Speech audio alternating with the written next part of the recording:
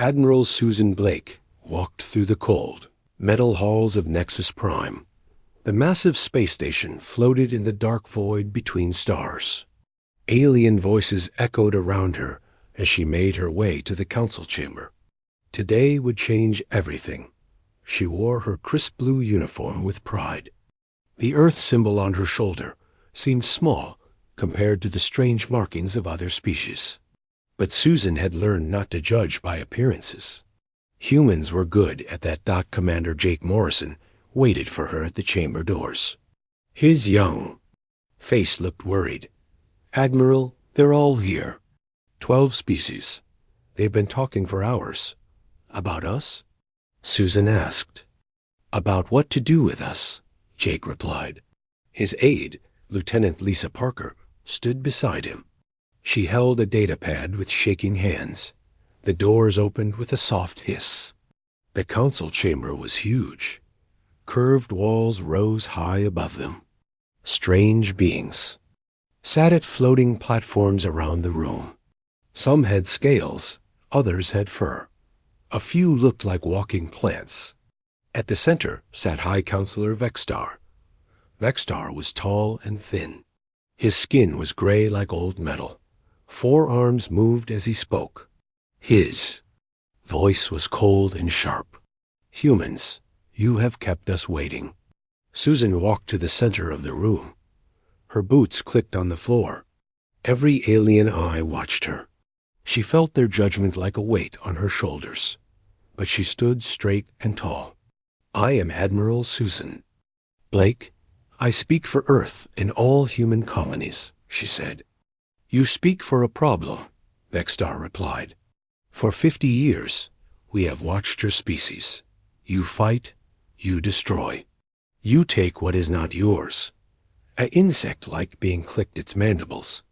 This was Queen Zara of the Kethari. "Your people attacked our mining ships near Proxima." "Your ships were in human space," Jake said. His voice was steady, but Susan could see his anger.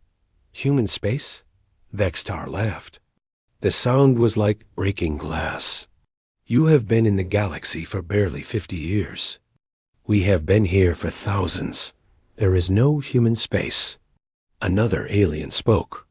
This one looked like floating smoke with glowing eyes. Senator Morthic of the Void Touched rarely spoke at council meetings. When he did, everyone listened. "The humans are dangerous," Morthic said. His voice seemed to come from everywhere at once. "They learn too fast. They adapt too quickly. They ask too many questions." Susan felt the weight of their words. She knew this day would come. Earth's leaders had prepared for it. But standing here, surrounded by beings who wanted to destroy her species, she felt very alone. "What do you want?" she asked. Vexstar stood. His platform lowered until he was eye level with Susan. "You will surrender all military ships. You will allow our forces to occupy your worlds. You will submit to our guidance. And if we refuse, then we will remove the threat you represent, completely." The word hung in the air like poison. Susan looked around the chamber. Some aliens nodded in agreement. Others looked uncomfortable. But none spoke against the proposal. Lisa stepped forward. She whispered something to Jake. He nodded slightly. Susan caught the movement from the corner of her eye. The message was being sent. "You think we are weak," Susan said. "You think we are just another primitive species that got lucky with space travel." "Are you not?" Vexstar asked. Susan smiled. It was not a pleasant smile. "We are human. We survived ice ages. We survived plagues. We survived wars that almost destroyed our world. We survived because we are very good at one thing." "What is that?" "We are very good at surprises." Far away, in the asteroid belt of the Sol system, Captain Ryan Torres received a coded message. 3 simple words that would change the galaxy forever. "Signal received, sir," his communications officer said. Ryan stood on the bridge of his ship. But this was no ordinary ship. The USS Titan was 12 kilometers long. It had taken 30 years to build. It was hidden in the shadow of a large asteroid, invisible to any scanner in known space. All stations, this is the captain, Ryan said. Into his com. Operation Sunrise is now active. Prepare for emergence. Throughout the ship, 50,000 crew members moved to their positions. They had trained for this moment their entire lives. Chief Engineer Amy Rodriguez ran final checks on the quantum engines. Flight Commander Dan Murphy prepared the fighter. Wings. Lieutenant Colonel Kevin Hayes briefed his Marines one last time. The Titan was not alone. Hidden bases throughout the Sol system came alive. Mars Station opened its massive doors. Europa Base powered up its reactors. Ships that had been waiting in the dark for decades began to move. Back on Nexus Prime, Susan continued to face the Council. They had given her 1 hour to contact Earth and surrender. She used the time to ask questions. She learned about their fleet positions. She discovered their weaknesses. Time is up, Vextar announced. What is your answer? Susan looked at her watch. Perfect timing. My answer is that you have made a terrible mistake. Mistake? You assumed? We were weak because we are young. You assumed we were simple because we are new to space. You assumed we had no secrets because we seemed open. Vextar's 4 arms moved in agitation. Enough games. Surrender or die. I choose option 3, Susan said. The chamber fell silent. Option 3? What did that mean? Susan's smile grew wider. I choose to show you what humans do when someone threatens their family. At that moment, alarms began to sound throughout. Nexus Prime. Sensor operators across the station started shouting. Long-range scanners detected massive energy signatures approaching the system. Queen Zara's antennae twitched. What is happening?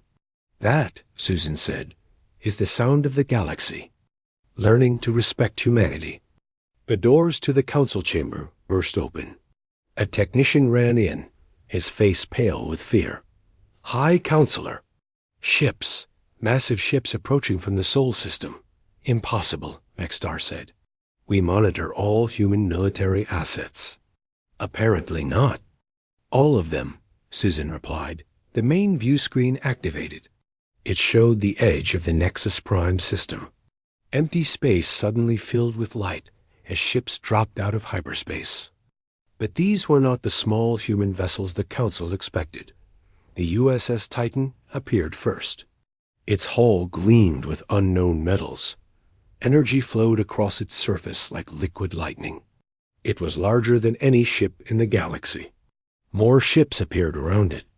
Battle cruisers, destroyers, fighters. All of them bore the symbol of Earth. Vextar stared at the screen. His gray skin turned even paler. This is impossible. You are a primitive species. We were, Susan said, but we learned. We adapted. And we prepared. The communication system crackled to life. A human voice filled the chamber. Nexus Prime, this is Captain Ryan Torres of the USS Titan. We are here to collect our ambassador. Susan straightened her uniform. Gentlemen, ladies, and beings of various classifications, I believe you wish to discuss terms.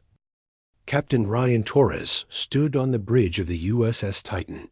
The massive ship hummed with power around him. For 30 years, this moment had been a dream. Now it was real. All systems green, Captain, reported Chief Engineer Amy Rodriguez. Her voice came through the comm from deep in the ship's engine room. Quantum drives are stable. Shields at full power. Ryan looked out at the stars through the bridge windows. Soon they would jump to Nexus Prime. Soon the galaxy would see what humans could really do. Flight status report, he called out. Flight Commander Dan Murphy turned from his station. All fighter wings ready for launch. 2,000 craft loaded and armed. Pilots are eager to fly, sir. Ryan nodded. 2,000 fighters was more than most alien species had in their entire fleets. But the Titan carried much more than fighters. It was a mobile city, a factory, and a weapon all in one. Lieutenant Colonel Kevin Hayes entered the bridge. The Marine commander was a big man with scars on his face. He had fought in the border wars with alien pirates. He knew what they were. Up against. Marines are ready, Captain, Kevin said. 50,000 troops armed and waiting. We can take any station or ship they have. Let's hope it doesn't come to that, Ryan replied. But he was glad to have Kevin's Marines aboard. Humans preferred to talk first, but they were always ready to fight. Major Claire Adams worked at the tactical station. She had studied every alien ship design for years. She knew their weapons, their shields, their weak spots. The aliens thought they were hidden from human eyes. They were wrong. Captain, I'm reading massive energy signatures from the outer system, Claire reported. Looks like our friends are coming online. Ryan smiled. The Titan was impressive, but it was not alone. Hidden bases throughout the Sol system were activating for the first time in decades. On Mars, Station Commander Bill Rogers opened the massive doors that had been disguised as canyon walls. The Red Planet had been hiding a secret for 20 years. Deep underground, human engineers had built shipyards. Now those ships rose into the thin Martian air. The UES Defiant led the Mars fleet. It was smaller than the Titan, but packed with the latest weapons. Behind it came 12 more battle cruisers, each one carrying enough firepower to destroy a small moon. Near Europa, Admiral Kate Wilson commanded the Jupiter Defense Fleet from her flagship, the UES Guardian. The ice moon had provided perfect cover for the hidden base. Who would look for warships under kilometers of ice?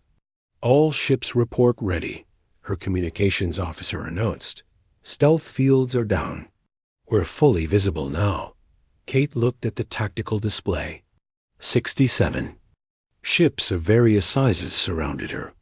Destroyers, frigates, assault ships, and support vessels. All of them had been built in secret, tested in the dark spaces between planets. Set course for the rendezvous point, she ordered. It's time to introduce ourselves to the galaxy. Back on the Titan, Ryan received reports from across the solar system. Every hidden base was responding. Every secret ship was joining the fleet. The true size of Earth's military was finally being revealed. Sir, incoming message from Admiral Blake, the communications officer announced. Ryan walked to his command. Chair. It was made from metal taken from a crashed alien ship 50 years ago. Human scientists had learned much from that wreckage. Too much for the aliens' comfort. Put her through, Ryan said. Susan's face appeared on the main screen. She was.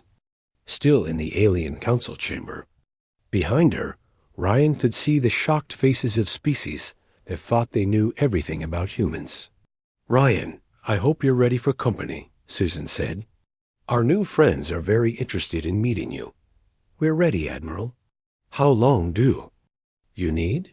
Give me a show of force, but keep the weapons cold. Let them see what we can do without actually doing it. Ryan understood. Humans preferred to win without fighting. It was more efficient, and it left fewer hard feelings afterward. Understood? Tori's out. The screen went dark. Ryan turned to his crew. These men and women had worked in secret for years. They had families who didn't know where they went to. Work each day. They had sacrificed normal lives to build this fleet. Attention all hands, Ryan announced shipwide. This is the moment we've trained for. Today, we show the galaxy that Earth is not helpless. Today, we earn our place among the stars. Amy Rodriguez worked in the massive engine room. The quantum drives were her babies. She had helped design them using alien technology that had been reverse engineered and improved. The aliens thought their science was beyond human understanding. They were wrong. All drives operating at optimal efficiency, she reported to the bridge. We can maintain maximum speed for weeks if needed. Dan Murphy prepared his pilots in the flight bays. The fighters were sleek and fast. They used new materials that could barely be detected by alien sensors. Each one carried weapons that could punch through any known shield. Remember, this is a demonstration, Dan told his wing commanders. We want to impress them, not start a war yet. The pilots laughed. They were confident in their ships and their training. They had been practicing in secret for years, using holographic simulations of alien vessels. They knew exactly how to fight every species in the galaxy. Kevin Hayes addressed his Marines in the main assembly hall. They wore armor that was both lighter and stronger than anything the aliens had. Their weapons used principles that alien scientists had declared impossible. We might be going aboard alien ships today, Kevin told them. Remember your training. Stay calm. Show strength, but don't start fights. Let them see what human soldiers look like. The Marines nodded. They had trained for boarding actions on mock-ups of alien ship designs. They knew the layout of every major vessel class in the galaxy. Human spies had been busy for decades. Claire Adams studied her tactical displays. The alien fleet around Nexus Prime was impressive by galactic standards. 12 different species had brought their best ships. But compared to what was coming, they looked like toys. Captain, I'm detecting increased alien chatter, she reported. They're trying to figure out how we hid all these ships. Let them wonder, Ryan replied. Mystery is a weapon, too. The Titan and its escort fleet jumped to hyperspace. The journey to Nexus Prime would take 6 hours. During that time, the aliens would have to decide what to do about humanity. Ryan hoped they would choose wisely. As the stars streaked past the windows, Ryan thought about Earth. His home planet was no longer the helpless world the aliens believed it to be. Humanity had learned from every encounter with alien technology. They had studied every weakness in alien society. The galaxy was about to discover that the new species on the block had very sharp teeth. Attention all ships, Ryan broadcast to the fleet. We are about to emerge in the Nexus Prime system. Remember, we are not here to start a war. We are here to end one before it begins. The massive fleet prepared to drop out of hyperspace. Hundreds of human ships carrying the hopes and fears of an entire species.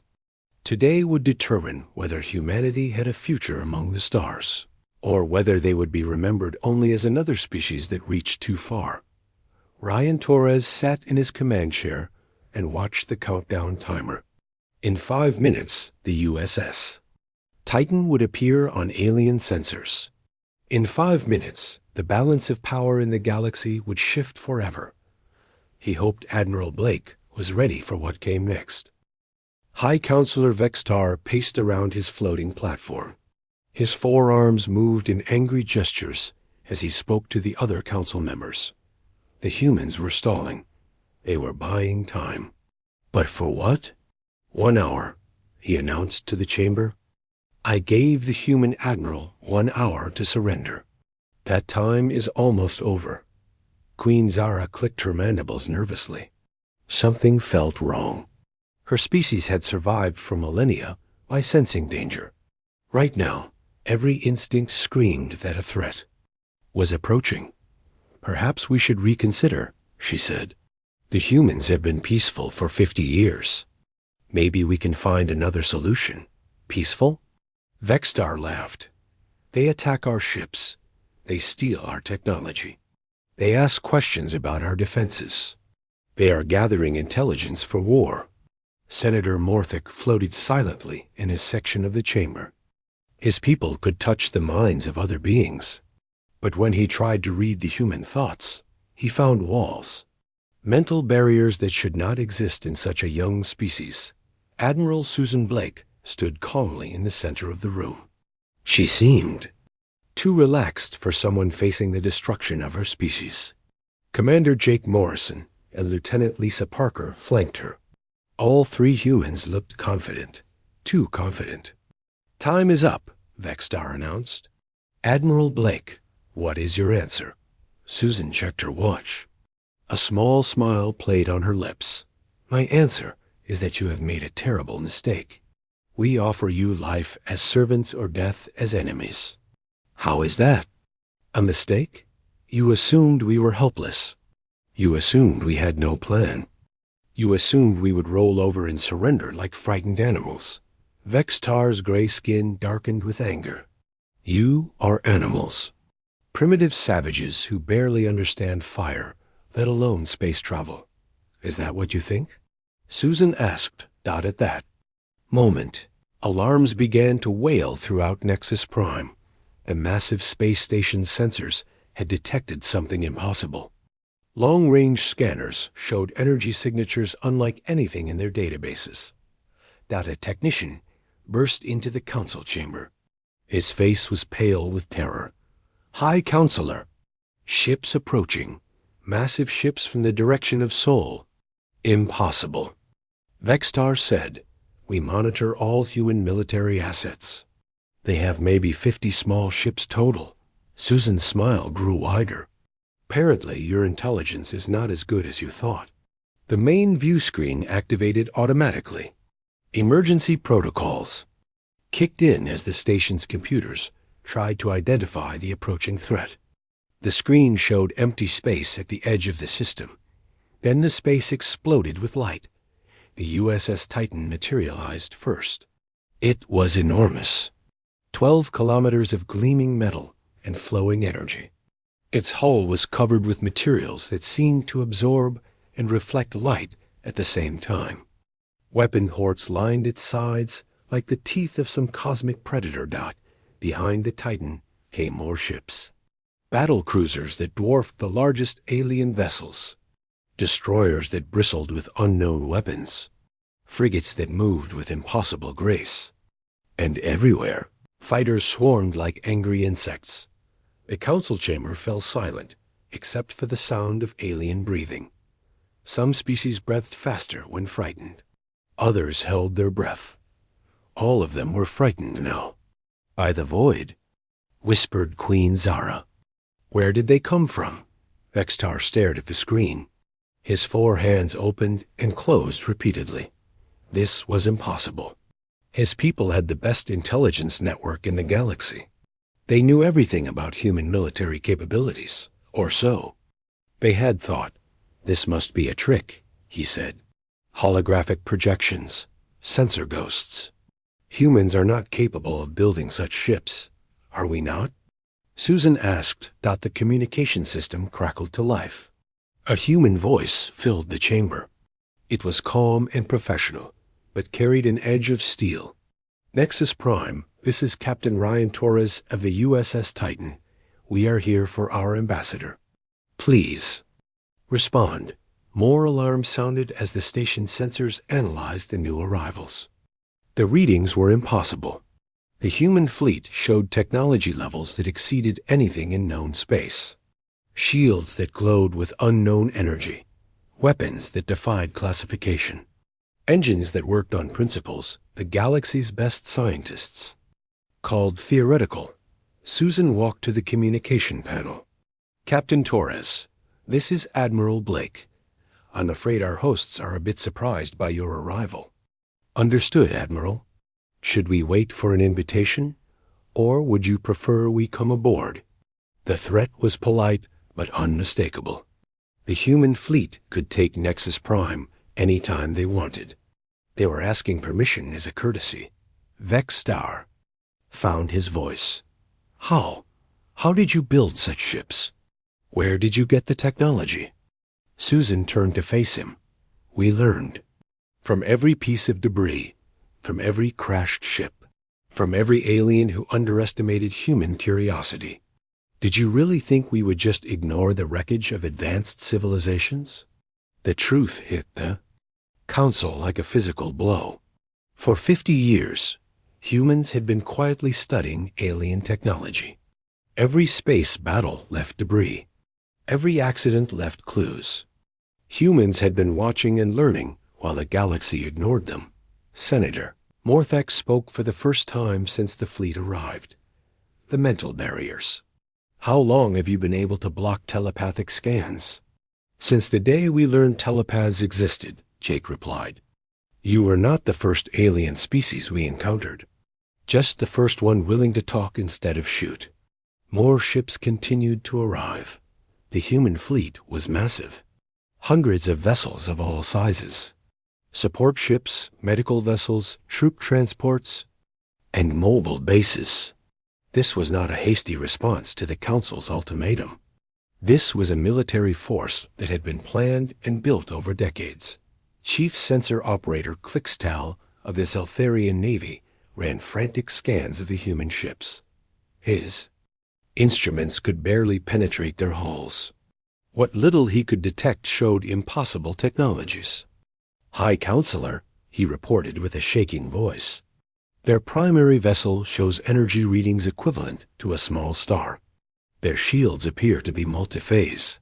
I detect weapon systems using principles our science considers impossible.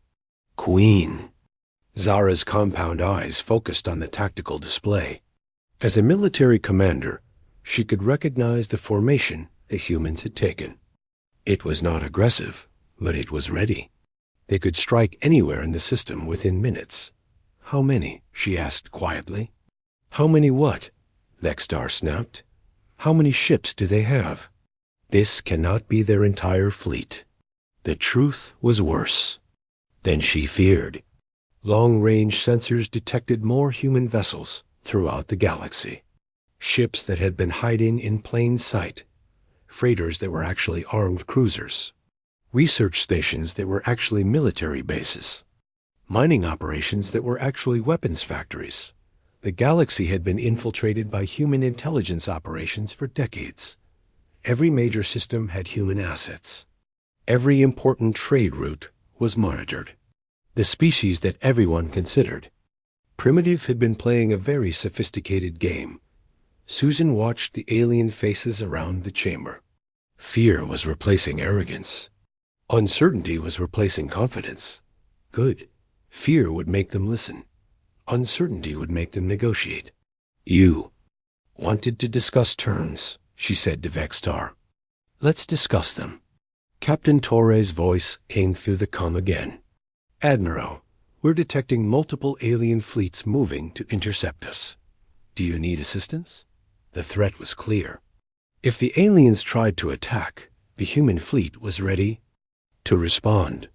But they were still offering diplomacy first. Vextar looked around the chamber. Every alien species was calculating furiously. Their combined fleets might match the human force in numbers. But numbers meant nothing if the technology gap was too large. This changes nothing, he declared. You are still outnumbered. The combined fleets of 12 species can destroy you. Can they? Susan asked. Are you willing to bet your species? Survival on that assumption? The question hung in the air like poison gas. No one wanted to answer it. Starting a war with beings this advanced could end badly for everyone. Lisa Parker stepped forward. She had been monitoring communications throughout the system. Admiral, I'm reading panic in the alien fleet channels. Several species are requesting permission to withdraw. The psychological warfare was working. The human fleet had appeared without warning, showing technology that shouldn't exist. The aliens were afraid, confused, and divided. Perfect conditions for negotiation. Susan looked at each alien representative in turn. Gentlemen, ladies, and beings of various classifications. Shall we begin again?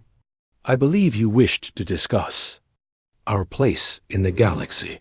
The balance of power had shifted in a single moment. The hunters had become the hunted. And humanity was no longer asking for a seat at the table. They were offering to build a bigger table. The council chamber on Nexus Prime had never been so quiet. 12 alien species stared at the view screen, showing the human fleet. The USS Titan dominated the display, its massive hull glowing with unknown energies. Around it, Hundreds of other human ships waited in perfect formation. High Counselor Vexstar was the first to break the silence. His voice shook slightly as he spoke. This is some kind of trick. Humans cannot build such technology. Captain Ryan Torres' voice came through the communication system. Nexus Prime, this is Captain Torres. We are detecting weapons lock from several alien vessels. Please advise your ships to stand down. Admiral Susan Blake walked to the center of the chamber. Captain, our hosts are simply nervous. Perhaps a demonstration would calm their fears. What kind of demonstration, Admiral? Something that shows our peaceful intentions, but also our capabilities. Ryan understood. The humans needed to show their strength without starting a war. It was a delicate balance, but one that could save millions of lives. Understood, Admiral. Beginning demonstration now. On the bridge of the Titan, Ryan turned to his crew. Major Adams, select the target. Something that will impress but not threaten. Major Claire Adams studied her tactical display. The alien fleets were spread throughout the system. Most were keeping their distance, but a few aggressive commanders had moved closer. Perfect. Captain, I recommend the Zelfarian destroyer Vex Kaler. It's been painting us with targeting sensors for the past 10 minutes. Excellent choice. Chief Rodriguez, prepare the precision beam array. Deep in the Titan's hull, Chief Engineer Amy Rodriguez activated systems that had never been used in combat. The precision beam array was designed for surgical strikes. It could disable a ship's weapons without harming the crew. Array charged and ready, Captain. Targeting the destroyer's main weapon systems. The Vex Kaler was a powerful ship by galactic standards. Its captain, Vekvar, had been ordered to test the human defenses. He was confident in his vessel's shields and armor. Fire, Ryan commanded. A thin beam of blue light lanced out from the Titan. It struck the Zelfarian destroyer for exactly 3 seconds. When the light faded, the alien ship was still intact, but its weapons were completely dark. Direct hit, Claire reported. All weapon systems on the target vessel are offline. Engines and life support are undamaged. In the council chamber, the aliens watched in shock. The human ship had reached across thousands of kilometers and disabled a major warship without destroying it. The precision was impossible. The technology was beyond their understanding. Vextar stared at the tactical display. How? How did they do that? We learned from the best teachers, Susan replied. Every species that ever tried to conquer Earth. The truth was more complex than she made it sound. 50 years ago, Earth had been visited by a species called the Harvesters. They had come to strip mine the planet and enslave humanity. The war had lasted 3 years and nearly destroyed human civilization. But humanity had won. They had studied the wreckage of harvester ships. They had learned from captured technology. Most importantly, they had learned that the galaxy was full of predators, who saw young species as prey. Never again. Queen Zera clicked her mandibles in thought. Admiral Blake, may I ask how long you have been preparing for this moment? Since the day we learned we were not alone in the universe, Susan replied. Every human military facility, every research station, every colony has been part of the preparation. The scope of the human operation was staggering. While the galaxy had been ignoring Earth, humanity had been building the largest military force in known space. They had done it in secret, using technology that alien scientists had declared impossible. Senator Morthic attempted to probe the human minds again. This time, he encountered something different. The mental barriers were still there, but now he could sense something behind them. Vast networks of information, detailed plans, absolute determination. You have been watching us, he said, learning our weaknesses, studying our ships, preparing for war. Preparing for peace, Susan corrected, but ready for war if peace fails. Captain Torres' voice came through the comm again. Admiral, we're... receiving surrender requests from 17 alien vessels. They're asking permission to withdraw from the system. The psychological effect was spreading. Seeing the Titan disable a major warship so easily had shaken the confidence of every alien commander. If the humans could do that to one ship, what could they do to an entire fleet? Lieutenant Colonel Kevin Hayes materialized on the main view screen. He was aboard a human shuttle approaching Nexus Prime. Behind him, 24 Marines in advanced armor stood ready. "Permission to come aboard, Admiral," Kevin said. "Diplomatic security escort." The message was clear. Human soldiers were coming to the station. They were calling it diplomatic security, but everyone knew it was a show of force. "Permission granted, Colonel," Susan replied. Vexstar watched the human shuttle dock with growing panic. He had seen reports of human soldiers from the border conflicts. They were tough, well-trained, and absolutely ruthless when necessary. But these Marines looked different. Their armor was more advanced. Their weapons were beyond anything in the galactic databases. The shuttle bay doors opened. Kevin Hayes led his Marines into the station. Their boots echoed on the metal floors as they marched in perfect formation. Station security moved aside without being asked. These humans radiated confidence and power. "Impressive," Queen Zara murmured. "They move like a precision machine." "All human military units do," Susan said. "We learned long ago that individual strength means nothing without unit cohesion." The Marines took positions around the council chamber. They were polite but firm. Every alien in the room understood that they were now under human protection. Or human guard, depending on how you looked at it. Flight Commander Dan Murphy's voice came through the comm. "Admiral, launching demonstration flight. All squadrons away." Through the view screen, the aliens watched as the Titan's flight bays opened. Hundreds of small craft poured out like a swarm of angry bees. But these were not ordinary fighters. They moved with impossible grace, their hulls shimmering with energy fields. The human fighters performed a complex formation flight around Nexus Prime.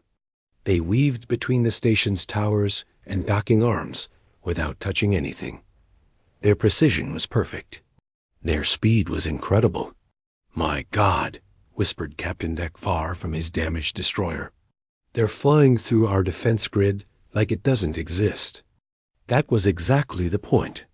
The human fighters were demonstrating that they could penetrate any defense, reach any target. But they were doing it without firing a shot. Amy Rodriguez's voice came through the comm from the Titan's engine room. "Admiral, quantum manufacturing systems are online. Shall I begin the medical demonstration?"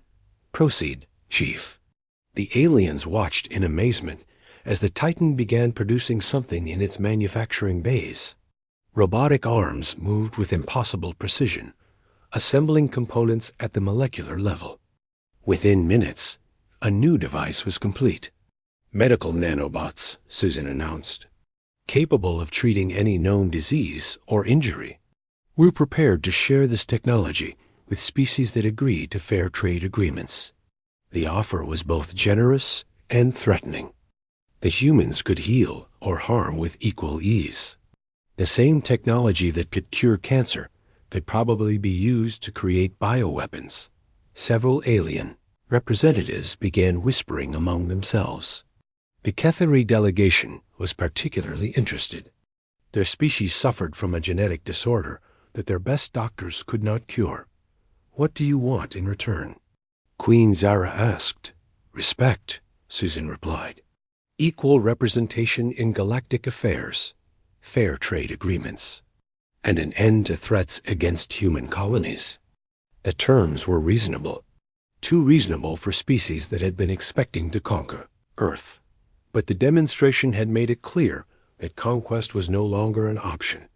Vexstar made one last attempt to rally the other species. "You cannot trust them. They are dangerous. They will dominate us all if we show weakness." "Like you were planning to dominate us?" Susan asked. The question hung in the air. Every alien in the chamber knew the answer. They had come here to divide up human space among themselves. They had planned to enslave or destroy an entire species. Now they were being offered partnership instead of conquest. Senator Morthak floated forward, his glowing eyes fixed on Susan. You could destroy us all. Why offer peace instead? Because, Susan said, peace is more profitable than war. And humans are very good at profit. The demonstration was over. The aliens had seen human technology, human soldiers, and human generosity. They had been given a choice, partnership or conflict. The smart ones would choose partnership. The rest would learn why that had been a mistake. The council chamber on Nexus Prime felt different now. The arrogance was gone. The threats had stopped. 12 alien species sat in stunned silence, trying to understand how completely their world had changed. Admiral Susan Blake stood at the center of the room, flanked by Lieutenant Colonel Kevin Hayes and his Marines. The human soldiers had positioned themselves with military precision. They were not threatening anyone, but their presence made it clear that the balance of power had shifted. High Counselor Vexstar looked older than he had an hour ago. His arms moved nervously as he stared at the tactical display. The human fleet filled the screen, hundreds of ships that represented technology beyond his species' understanding. This is impossible, he muttered. Your species has been in space for only 50 years. How can you be so advanced?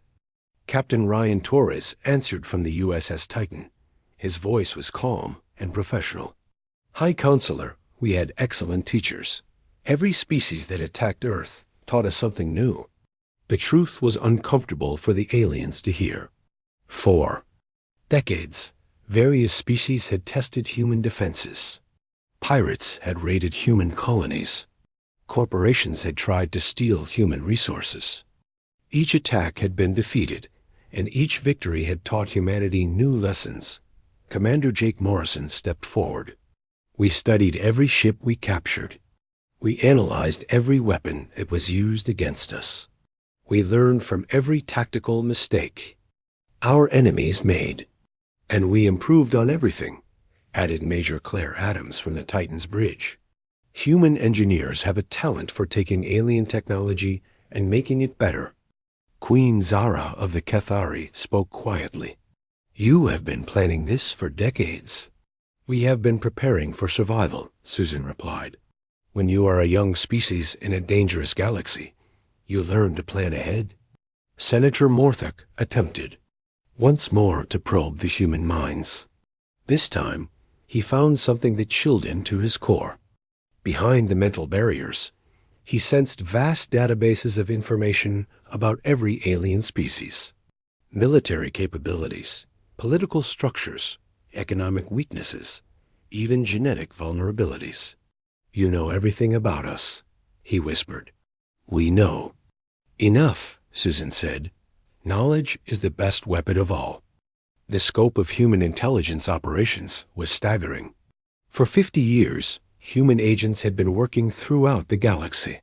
They had posed as traders, diplomats, researchers, and refugees. They had gathered information on every major civilization. The galaxy thought it was watching Earth. In reality, Earth had been watching them. Lieutenant Lisa Parker activated her datapad. Admiral, I'm receiving communications from 17 different species. They're requesting immediate peace negotiations. The psychological warfare was working perfectly. Word of the human demonstration was spreading throughout the galaxy.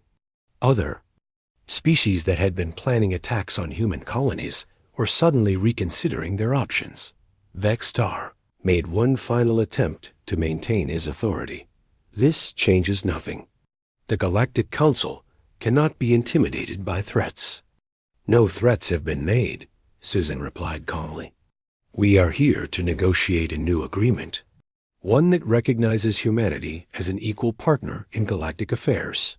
Impossible. Your species is too young, too primitive. Ryan's voice cut through.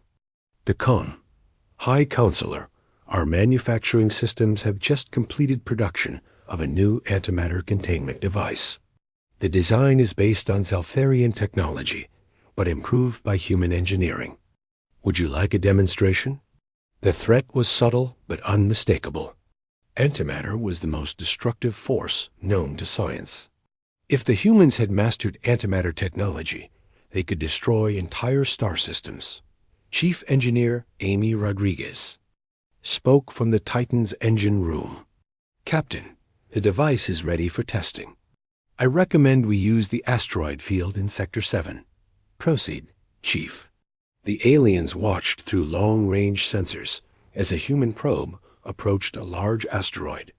The probe released a small device it attached to the space rock. Moments later, the asteroid simply disappeared. No explosion, no debris field. It was gone as if it had never existed. The silence in the council chamber was deafening. Every alien understood what they had just witnessed. The humans possessed weapons that could erase matter from existence. Queen Zara was the first to speak. "What are your terms?" Susan smiled. Finally, someone was ready to negotiate. "Our terms are simple. We want equal representation in the Galactic Council. We want fair trade agreements that benefit all parties. We want an end to attacks on human colonies. And in return?" asked Senator Morthick. "We offer our technology. Our medical advances can cure diseases that have plagued your species for millennia. Our manufacturing systems can produce goods more efficiently than anything in known space. Our military can help maintain peace in troubled regions." The offer was generous. Too generous for species that had been planning to conquer Earth.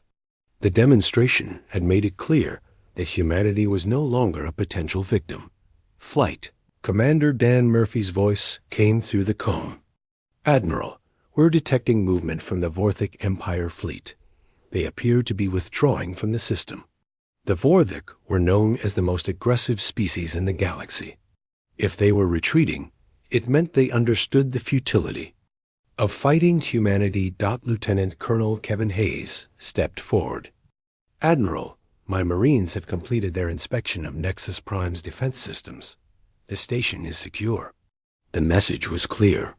Human soldiers now controlled the most important space station in the galaxy. They had done it without firing a shot, but the occupation was complete. Several alien delegations began requesting private communications with their home governments. The political implications were enormous. Every species would have to recalculate their relationships with humanity. "Admiral Blake," Queen Zara said formally, "the Cathari Hive requests immediate medical assistance for our genetic disorder. We offer full trade partnership in exchange." "Granted," Susan replied. "Dr. Patricia Wells of our medical corps will work with your scientists to develop a treatment." One by one, other species began making similar requests. The Aquatic Collective wanted human water purification technology. The Silicon Brotherhood needed help with their failing power grids.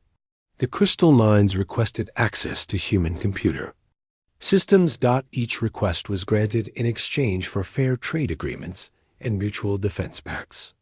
Within hours, humanity had transformed from galactic outcasts to the most important species in known space. Vexstar watched his authority crumble around him. The other species were abandoning the aggressive stance he had championed. They were choosing cooperation over conquest. "You have won today," he said bitterly. "But this is not over." Ryan's voice came through the comm one final time.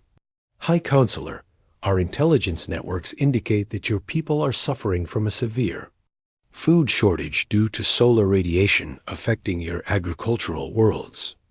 We have developed radiation-resistant crops that could solve your problem." The offer stunned Vextar into silence. The humans were offering to help the very species that had threatened them. It was either the ultimate display of confidence or the most sophisticated form of psychological warfare ever devised. "Why?" he asked. "Because," Susan said, "we would rather have you as a friend than an enemy." The choice is yours. The formal negotiations took 3 days. When they were finished, humanity had gained everything they wanted and more. The Nexus Accords established Earth as a major galactic power with voting rights proportional to their technological contributions. More importantly, the Accords established principles of mutual respect and cooperation that would govern galactic affairs for generations to come. Captain Torres and the USS Titan remained on patrol near Nexus Prime as a visible reminder of humanity's new status. But the massive ship also served another purpose. It was a symbol of what could be achieved when species worked together instead of fighting each other. Admiral Blake's final words to the Galactic Council became famous throughout the galaxy. We came in peace, but we were prepared for war. The choice of which path we take together is yours. The galaxy had chosen peace, and humanity had shown them that sometimes the best way to ensure peace was to be too strong to attack. The age of human expansion had begun, but it would be an expansion based on cooperation, not conquest. The galaxy was about to discover that humanity's greatest strength was not their technology or their weapons. It was their ability to turn enemies into allies. The stars belonged to everyone now, and humanity would make sure it stayed that way.